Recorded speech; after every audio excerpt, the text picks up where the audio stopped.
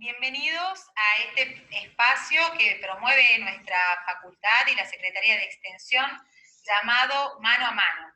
En este encuentro vamos a profundizar sobre el impacto que tuvo el COVID-19 en el sector turístico. ¿Y quién mejor que el doctor Rodrigo González, decano de la Facultad de Turismo de la Universidad Nacional del Comahue, quien además es director del Centro para la Planificación y Desarrollo Sustentable del Turismo.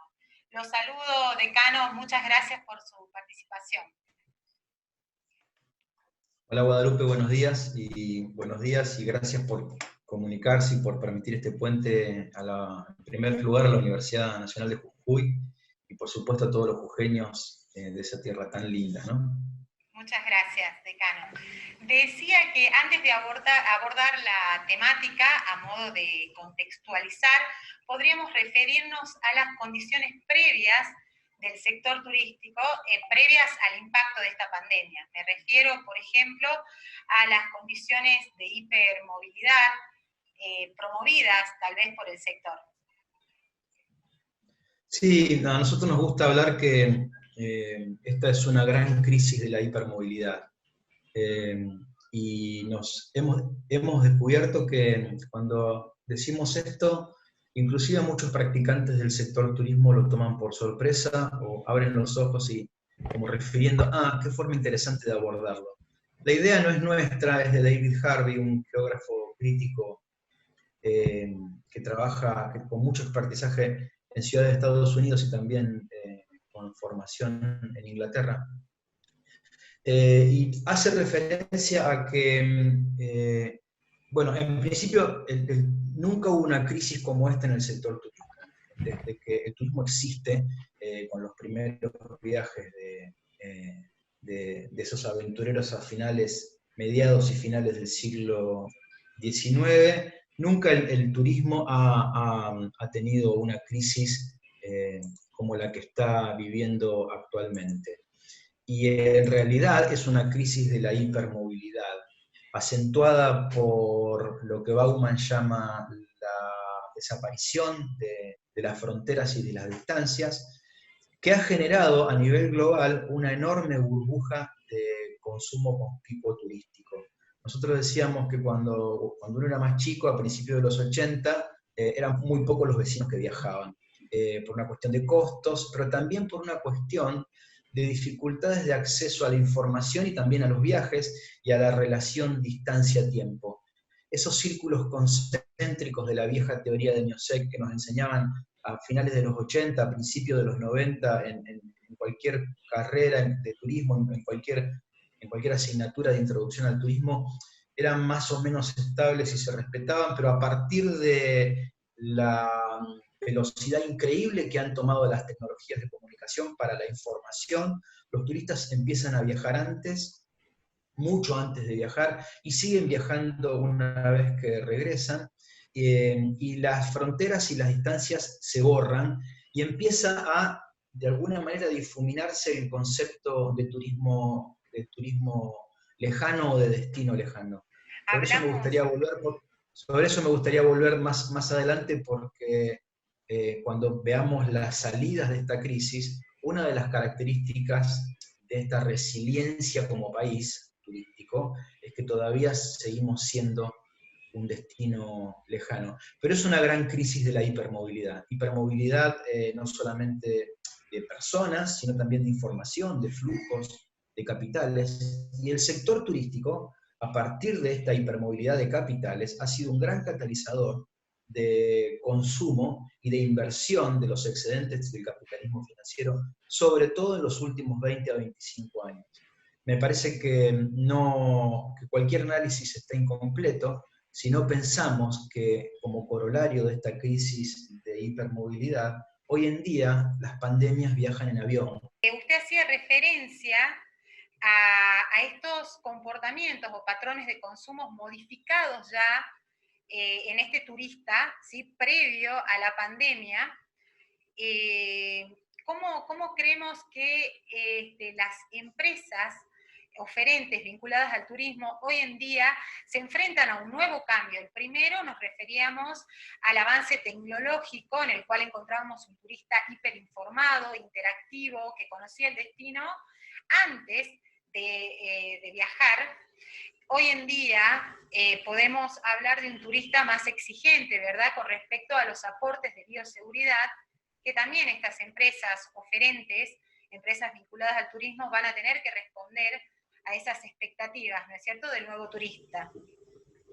Ya entrando a lo que sería un análisis de este impacto de la pandemia. Sí, en realidad hace rato que el sujeto turista viene desdibujándose en nuestra mirada conceptual y también teórica práctica. A nosotros nos gusta hablar que cada vez estamos en un contexto no de turismo, sino de posturismo, donde se produce una hibridación de la vida cotidiana con la función turística, de la función recreativa turística con la función de la, digamos, de la vida cotidiana en las ciudades. Cada vez más las búsquedas están orientadas a experiencias únicas y memorables que en la mirada de este nuevo turista o post-turista digamos, tienen como finalidad buscar lo auténtico. Y ahí está el nervio de los valores patrimoniales intangibles. Empieza a desdibujarse activos turísticos, naturales y culturales, para revalorizar el valor de la vida cotidiana, la forma de cocinar distinto de una familia en un contexto lejano y diferente al nuestro, lo que pasa en el día a día de una persona en otra latitud, las formas de vestirse, las historias, los cuentos, las tradiciones. Ese era el contexto anterior a la pandemia. Y creemos que con la cuestión del cercenamiento que han tenido los viajes, ¿se escucha bien o no? Sí, perfecto, decana. Con el cercenamiento que han tenido los viajes, cuando volvamos y surja esto que se está hablando mucho ahora del turismo de cercanías, del turismo interno, ese va a ser un nervio que se va a activar de manera cierta, tangible y en el corto plazo. La búsqueda de las nuevas vidas cotidianas en las nuevas cercanías. Me parece que el turista que se viene va a ser un turista que busque, además de condiciones de seguridad, el descubrimiento de nuevos mundos. Y ahí me parece que el turista post-pandemia, en algunos puntos, va a asemejarse, va a ser un pariente del primer turista explorador de finales del siglo XIX, el que buscaba los confines, el que buscaba los límites. Aparecen en ese escenario como dos oportunidades en un espectro, en un continuum de posibilidades. Por un lado, el turismo de cercanía y la revalorización de lo cotidiano, de lo que tenemos cerca, de lo seguro, de las historias que tenemos que descubrir y que no implican un viaje tan extenso. Pero por otro lado, la irrupción de destinos lejanos que impliquen esos nuevos descubrimientos de esos mundos todavía escondidos. Lugares del mundo como las planicies de Mongolia, los desiertos todavía sin descubrir de África como el desierto de Namibia, y mucho más cerca la Patagonia argentino-chilena, van a ser destinos lejanos que rompan esos círculos concéntricos y que vuelvan a ponerse en el candelero de estas nuevas elecciones. Ahora, en este proceso de reinvención, ¿no es cierto?, por los cuales transita la oferta turística post-pandemia, ¿cuáles serán las necesidades reales de estas empresas vinculadas al turismo, de nuestros emprendedores turísticos locales? ¿Cómo podemos generar esa empatía o ese conocimiento para de allí ofrecer herramientas y lograr un apoyo completo y eficiente para la reactivación? Usted decía en una de sus entrevistas, hacía referencia a mesas de diálogos. Sí, lo que se viene es una fuerte necesidad de volver a capacitarse y a recrearse, fundamentalmente de las microempresas turísticas. En nuestro caso de Argentina hay que hacer mucho trabajo con las empresas receptivas y también con los prestadores de servicios turísticos a escala local. Lo que vos decías, Guadalupe, tiene que ver con el rol revalorizado que van a tener los gobiernos locales para trabajar mesas de diálogos con prestadores a nivel de los destinos turísticos, y agrego emergentes, para poder identificar estas nuevas oportunidades. A mí me parece que se impone un nuevo idioma, y es el idioma de poder identificar nuevos, nosotros lo llamamos de una manera bastante particular, nuevas vocaciones o roles de los destinos. Muy bien. Y siempre vuelvo sobre la anécdota de nuestro profesor Bullón, que hace 25 años nos decía que en cada destino turístico de Argentina habría un puesto de trabajo, en cada pueblo de Argentina, él era más taxativo, habría un puesto de trabajo esperándonos. En ese momento pensábamos que era una locura, y con este nuevo patrón de consumo y de comportamiento turístico, se rompe el espacio turístico tradicional y lo que no era turístico comienza a serlo potencialmente. En cada pueblo habrá lugar para contar historias y atraer a ese turista de cercanías, pero también, pensando en flujos de turistas internacionales, cada región podrá pensar una revalorización de su patrimonio intangible para trabajar atractividad. Y ahí hace falta fundamentalmente masa crítica local para reestudiar el proceso de generación de atractividad, para revisar cualquier base piramidal de competitividad que es la estructura de apoyo al sector, y fundamentalmente para reactivar una palabrita que va a ser mágica: gestión local del desarrollo turístico. Refiriéndonos a eso, en nuestro caso, en nuestra provincia de Jujuy, va a ser la primera provincia en reactivar el turismo local, con esto que usted decía, decano, sobre la revalorización patrimonial, ¿no es cierto? La gestión local, y en el cual nosotros los pobladores vamos a tener acceso a partir del viernes 22, podremos viajar, hacer turismo activo, tener acceso al transporte, autos rentados y guías, para recorrer las 4 regiones de nuestra provincia. Esto responde a una reactivación económica, hace hincapié a lo que decía usted recién con respecto a la gestión local y revalorización de nuestro patrimonio, identificación. Sí, absolutamente. Sí, absolutamente. Si logran hacer eso, no lo sabía, pero sí. Si logran hacer eso, de verdad serán los primeros y muy adelantados.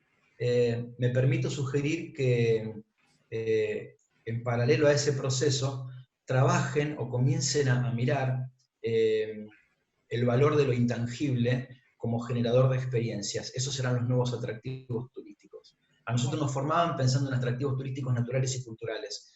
El mayor valor agregado ahora está en las historias de vida, en las historias de vida cotidiana, en los cuentos, Bien, en las tradiciones reflotadas. Y ahí cada comunidad tiene mucho para contar, pero hace falta profesionalidad y para otorgar valor agregado a esas historias y transformarlas no ya en productos, sino en experiencias vivenciales. Exacto. Bien, este programa reactiva el sector turístico y es llamado Jujuy para los jujeños. Bueno, es el turismo de cercanía que se nos viene, ¿no? He visto mucho en las redes últimamente que dos cosas. Por un lado, la gente ya ha empezado a viajar desde sus casas, en su computadora, con el Google Maps, descubriendo destinos, buscando cosas raras en Instagram respecto de otras geografías. La gente está empezando a viajar y el sector turismo va a ser el último en reactivarse, pero el que tal vez tenga una tasa de recuperación más eficiente. y rápida en el tiempo, porque todo lo que se prohíbe de alguna manera se Se desea. desea. Y el turismo y el conocimiento, no ya de lugares, quiero insistir sobre esto, no ya tanto de lugares, sino de experiencias vivenciales que hacen a nuevos territorios, el territorio no ya entendido como la montaña, la planicie o el paisaje lindo, sino el territorio como contenedor de otredades, ¿no? Van a estar, digamos, a la cabeza de las búsquedas y de los intereses. En primer lugar, de esos turistas de cercanías. Entonces, de alguna manera, lo que se impone, y lo quiero decir en términos técnicos para que los estudiantes que los escuchen puedan hacer esa revisión, lo que se impone es volver sobre una mirada nueva para construir nuevos espacios turísticos. No sé si vale la pena explayarse, pero del espacio turístico discontinuo, donde solamente se ponía en valor lo atractivo cultural o natural, ya estamos en un espacio turístico continuo, donde uno no sabe a cada paso que uno da en un territorio, cuántas historias que promuevan experiencias memorables, que atraigan a ese nuevo turista puede encontrar. Y te aseguro que el techo es ilimitado, es cuestión de poder traducir el valor patrimonial intangible en buenas experiencias para revivir un territorio y repensar la vocación turística de un territorio. Usted hablaba sobre la navegación online, la tienda online de estos turistas que están viajando de esta manera, de manera digital, y estoy convencida de que esta crisis, en este paréntesis en donde varias agencias y empresas vinculadas al turismo están con facturación cero, sin comercializar, han invertido su esfuerzo y tiempo en lo que son el diseño de campañas publicitarias, por ejemplo, en ganar poder y posicionamiento en las redes sociales, muy importante, que también tal vez eran procesos que previo a la pandemia se contaba con los elementos, pero no se gestionaba, ¿sí? ¿A qué me refiero?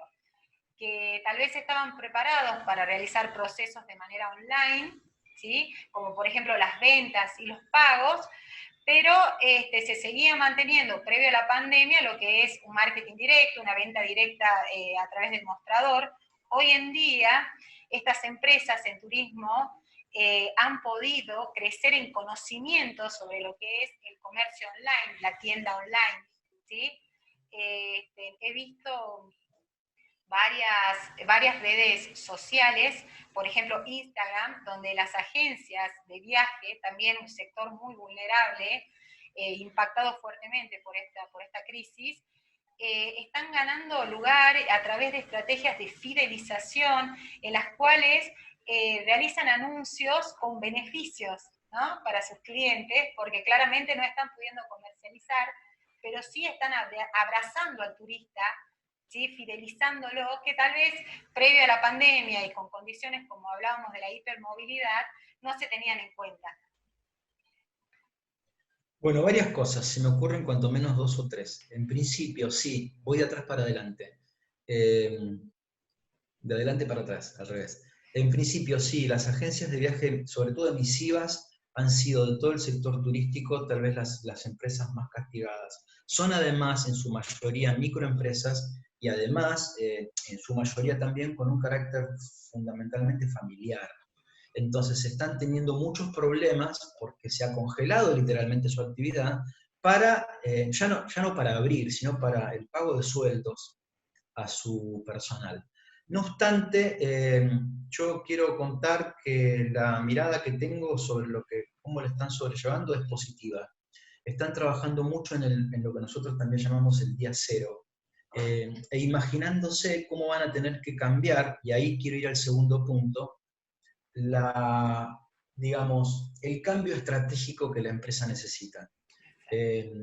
La mirada ya no está tan puesta en el desarrollo de herramientas de comunicación y de comercialización, que como vos decías, Guadalupe, era algo que de alguna manera, y con mercados un poco, a comparación de la situación actual, mucho más cautivos que en esta situación, hacían muy bien, sino que ahora habrá que pensar las estrategias de cero. Y en ese sentido también, y si lo escuchan profesionales nobles y estudiantes avanzados, me parece que hay una oportunidad interesante de desarrollo a futuro.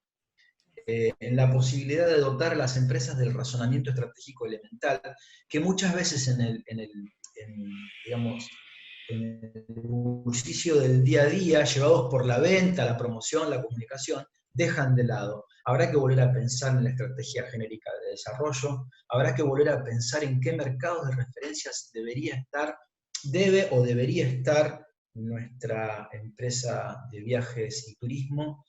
Vinculado a eso, qué nuevos nichos de mercado y qué nuevos destinos podemos desarrollar.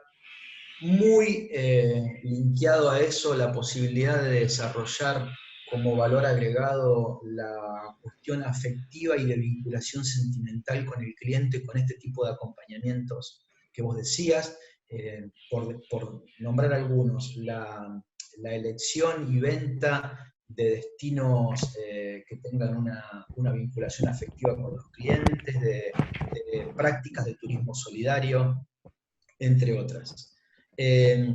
Y por otro lado también pensar que esto implica para las agencias un doble salto cualitativo y poder pensar cuáles van a ser estas nuevas estrategias para el renacer, para el día cero, pero por otro lado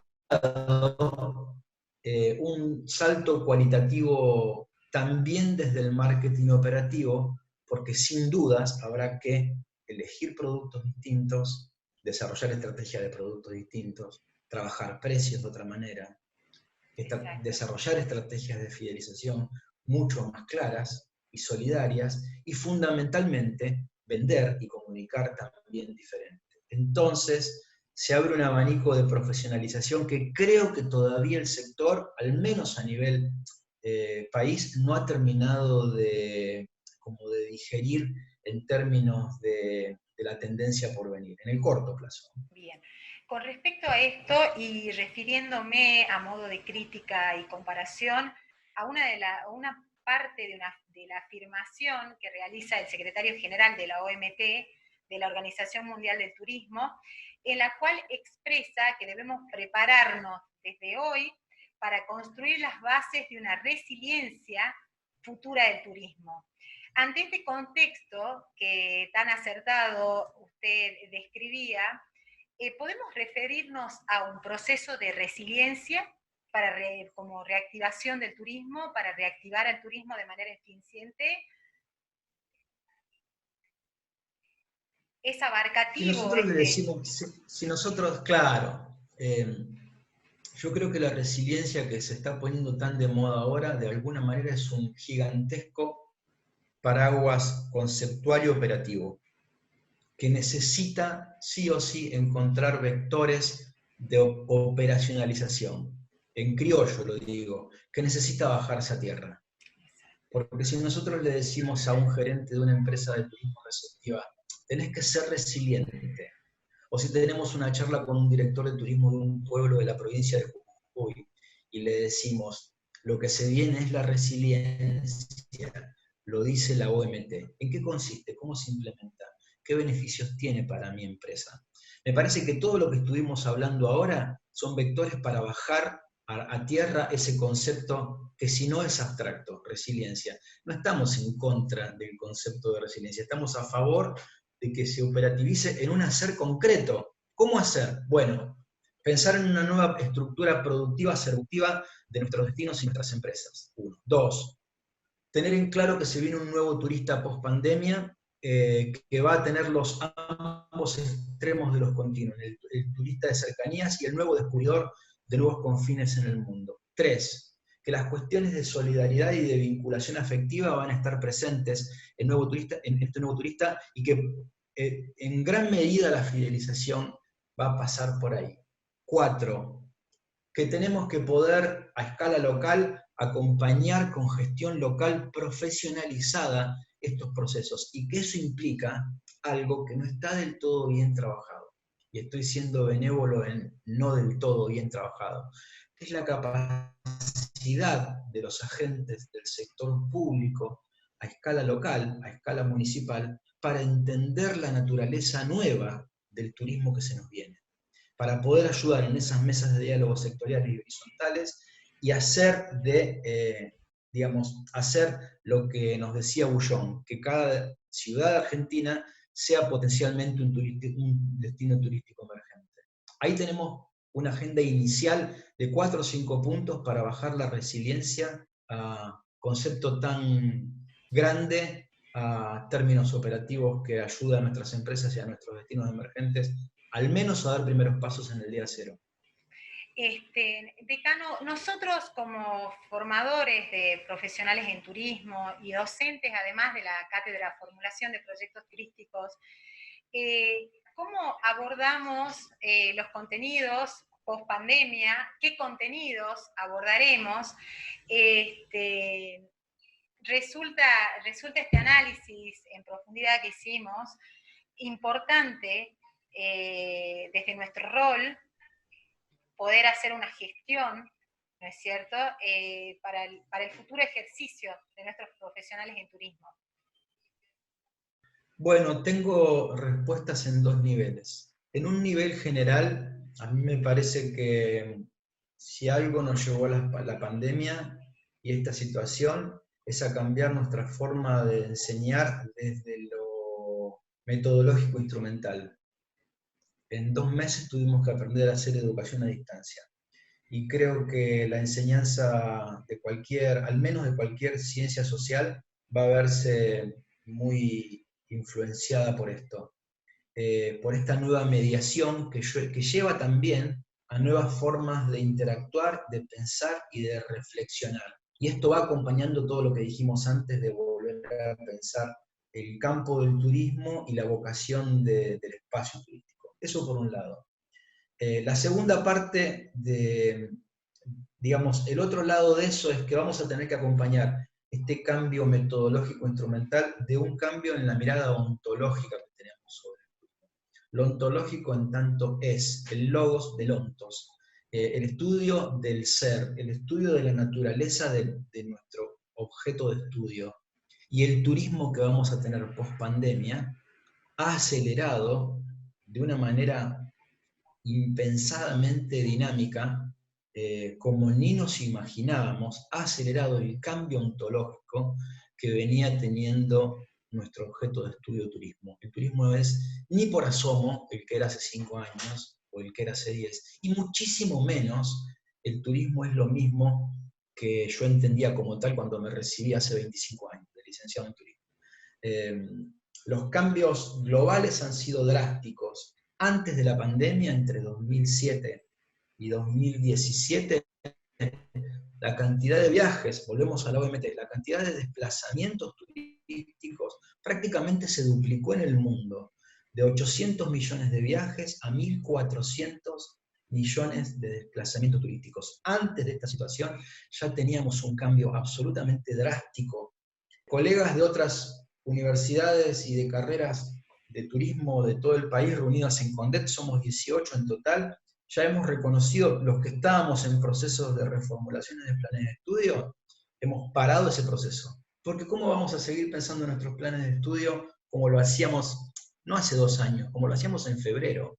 ¿Sí? Si la naturaleza y el objeto del turismo cambió.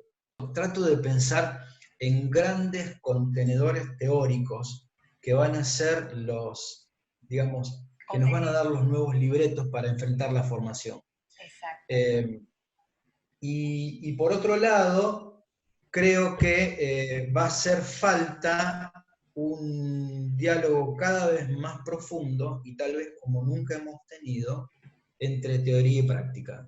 Muy agradecidos por su participación en este ciclo llamado Mano a Mano que promueve nuestra facultad. Le mando un abrazo a la distancia y seguimos en contacto.